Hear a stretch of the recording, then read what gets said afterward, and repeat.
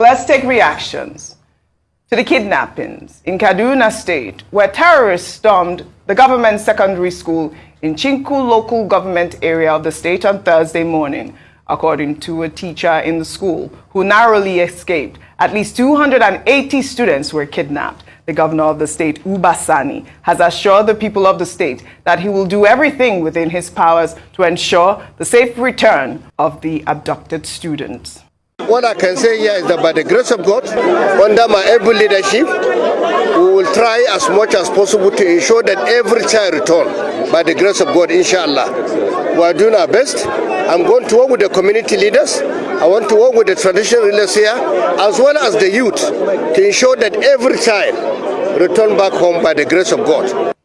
Well, all right. It's good to see that the governor, reacted swiftly by going to the school and also addressed the people of Kaduna State. But this is quite absurd at this moment. I mean, the call for state police cannot even be more louder at this point. I believe I spoke to some people at the government house, and they talked about the fact that about 57 children escaped. 57. I just spoke to somebody early this morning in government house. About 57 of them have come back, or they escaped from that incident. But I mean, it really borders down to securing our school system. Yeah. I heard you earlier this morning what has been done. I mean, 280 of them were kidnapped in broad daylight, early morning.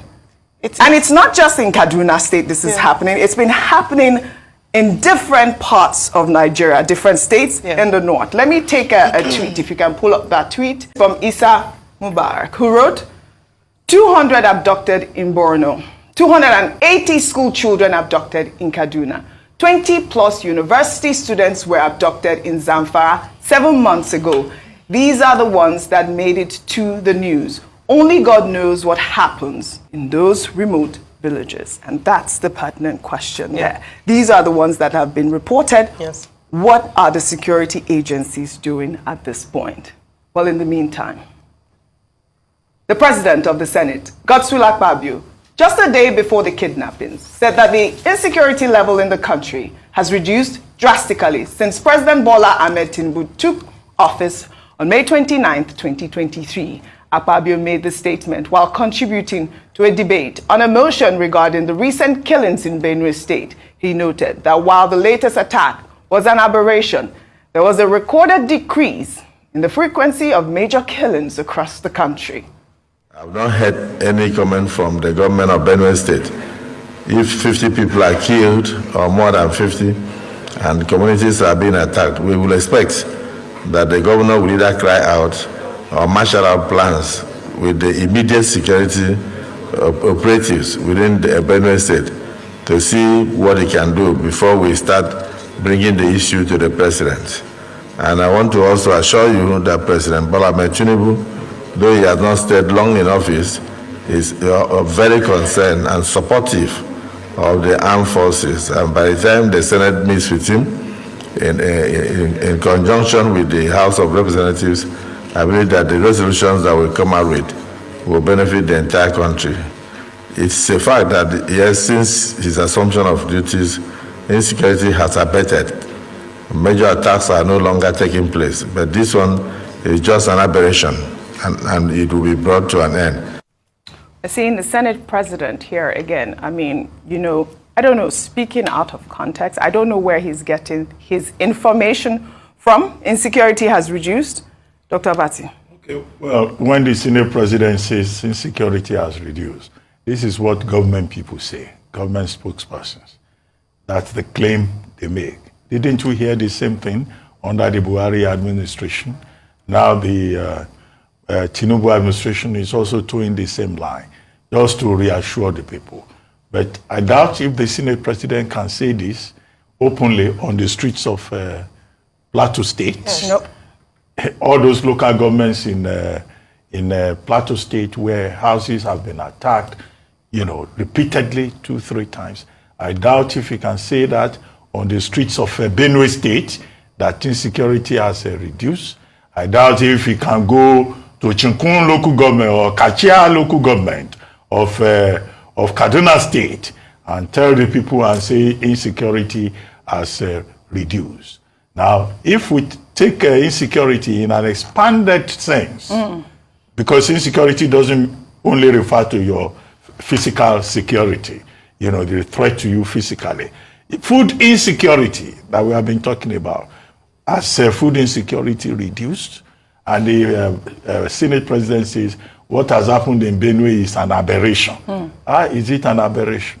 What Nigerians have realized is that they are not safe at home. No. They are not safe on the streets. In fact, their stomach is no longer safe. Demons of hunger are threatening, you know, their stomachs, right, because government has not been able to provide food for them. However, the only part of the Senate President's submission is that he says, well, the Senate would approach President TINUBU and work together with the President to see how plans can be worked out to make Nigeria a much safer place.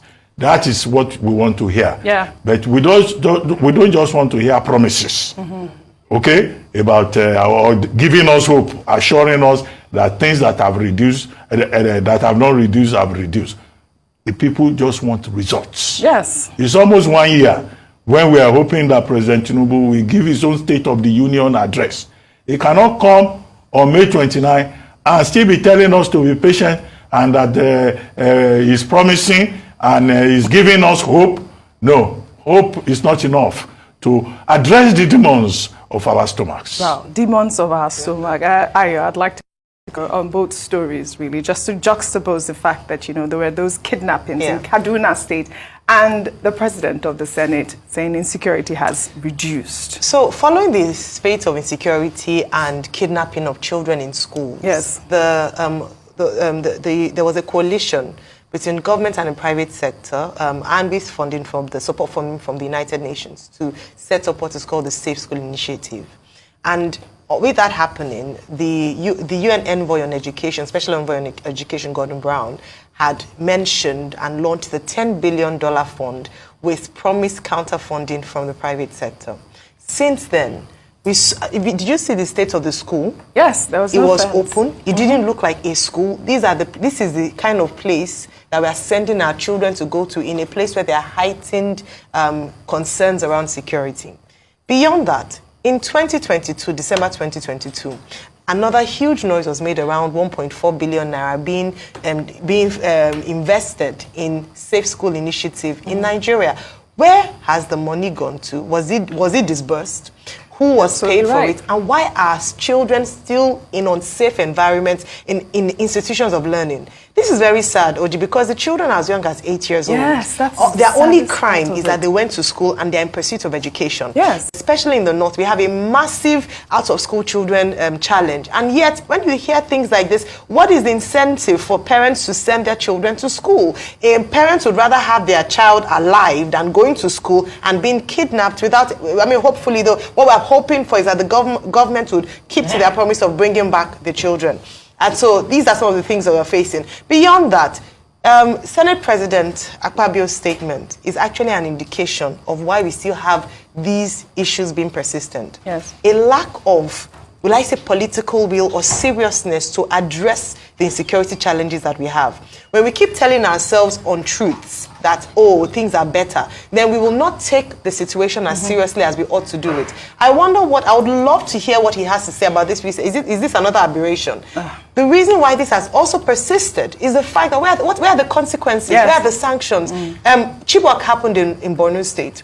Dapchi happened in Yobe State. Now we have this in Kaduna State. What will happen? We'll make a huge, there'll be headlines around this. Where are the arrests? What are the deterrents? So it's just like, oh, we'll do then 200 children being captured. Certainly where were the security agents? You know, on this? So they? It's really sad. Absolutely. And I don't think this administration has demonstrated enough seriousness to see that they want to tackle this insecurity challenge, especially kidnapping, banditry, and terrorism in some parts of the state.